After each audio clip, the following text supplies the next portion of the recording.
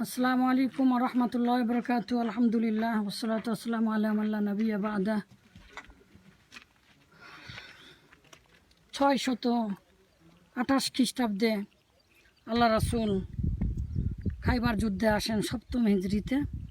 খাইবার হচ্ছে ইহুদিদের বসতি ছিল।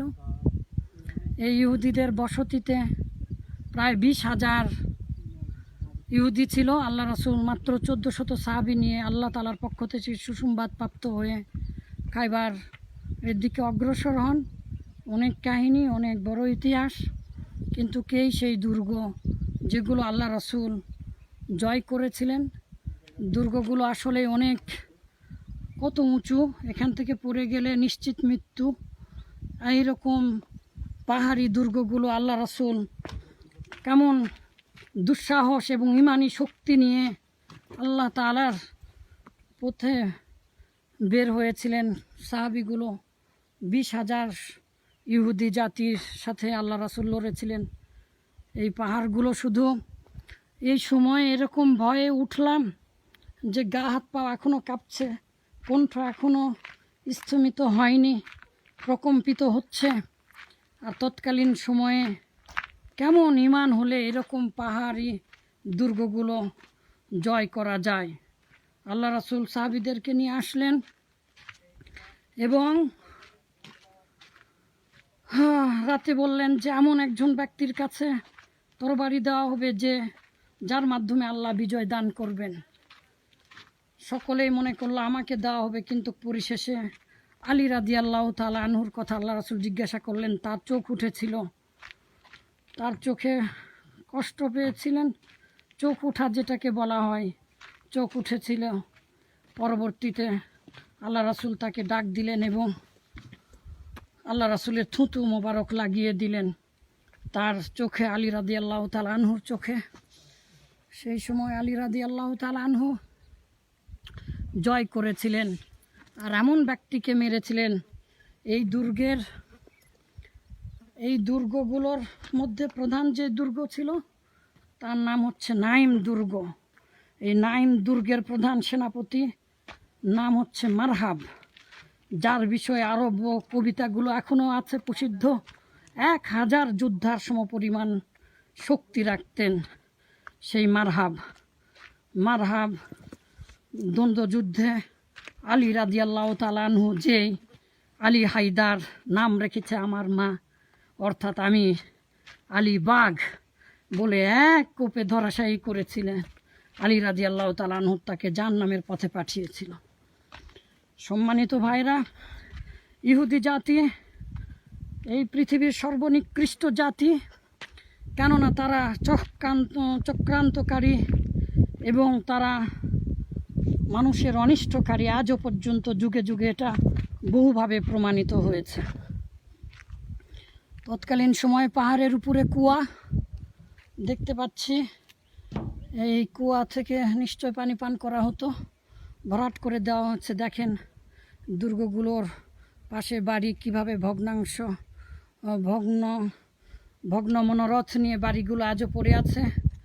যারা ইসলামের সাথে শত্রুতা করবে যুগে যুগে তাদের পরিণতি এমনই হবে। আল্লাহু আকবার, আল্লাহু আকবার কাবীরা, আলহামদুলিল্লাহি কাসীরা, সুবহানাল্লাহি বুকরাতান ওয়া আসীলা। এই দুর্গগুলো জয় হওয়ার মাধ্যমে ইসলামে সচ্ছলতা আসে এবং এই দুর্গে এমন কিছু কাহিনী ঘটেছিল যা পৃথিবীর ইতিহাসে শুধু বিস্ময়কর নয়, এমনকি পৃথিবীর ইতিহাসে বিরলও বটে।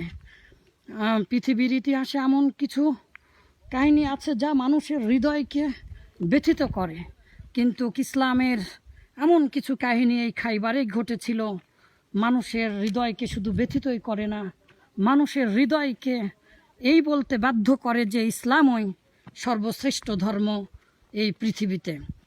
মাত্র 1400 জন সাহাবী নিয়ে রাসূল সাল্লাল্লাহু আলাইহি ওয়াসাল্লাম এসে এই রকম দুর্গ আক্রমণ করলো। এরকম দুর্গ খাইবারে সর্বমোট 12টি ছিল, প্রধান ছিল 3টি।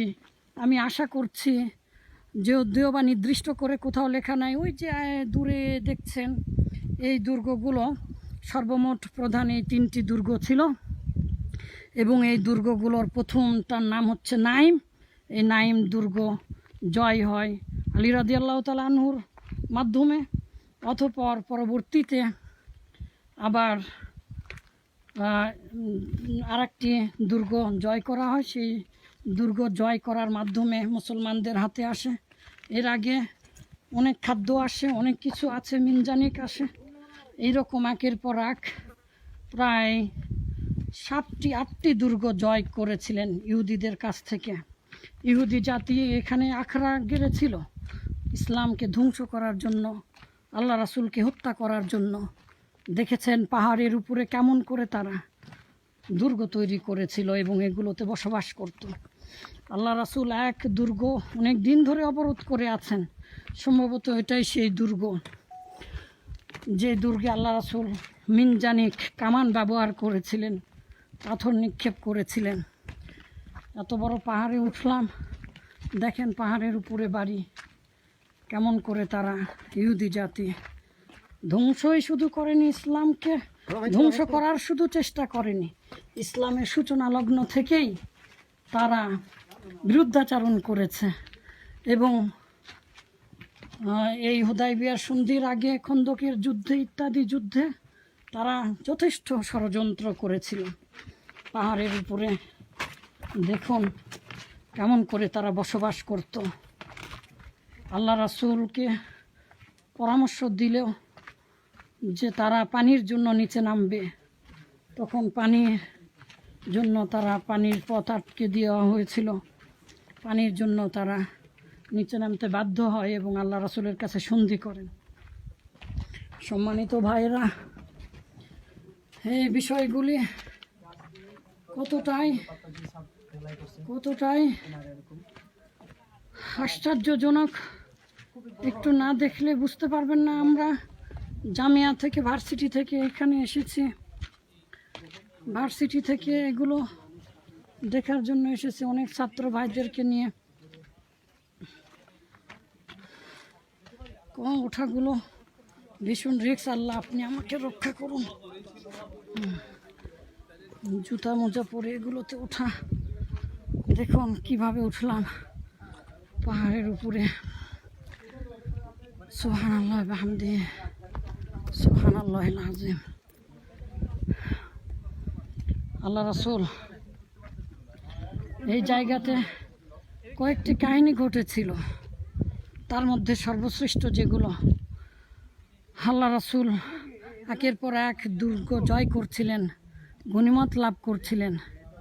আল্লাহ রাসূলের একজন গোলাম ছিল, মিদআম নাম। তিনি আল্লাহ রাসূলের সাথে এরকম একটি দুর্গ জয় করার সময় তীর বেঁধে মারা গেলেন। সকল সাহাবীরা বললেন আউয়াফিল জান্নাতি, সে তো জান্নাতে। কিন্তু আল্লাহ রাসূল তখন বললেন কখনোই না, সে জাহান্নামী। কারণ সে গনিমতের সামান্য একটা চাদর চুরি করেছিল, যেটা জাহান্নামে তাকে পোড়াচ্ছে।